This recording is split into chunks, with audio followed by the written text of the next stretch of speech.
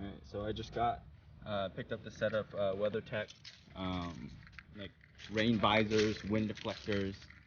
So just to install it, super easy. So it just slides in. So let me see if I can do this with one hand. Alright, so stick it in the back, keep it up. Alright, so this is the part I had a little trouble on the other side. So see how I'm just gonna pushing it in, trying to keep the pressure up. This one I'm gonna have to flex it a little bit at the bottom. Try to get it in. Scratch the trim on the other side a little bit. But I'm gonna need two hands for this. So I'm gonna do that real quick. I didn't do such a great job. So all my chrome was wrapped. So it's not paint, it's wrapped.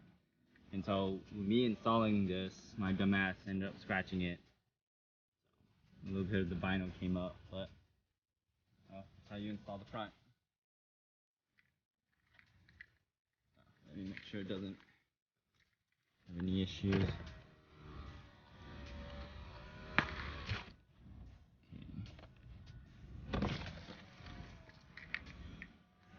Yeah, that's good. Kinda nice and tight. Doesn't need double-sided tape or anything, just sits in the seal.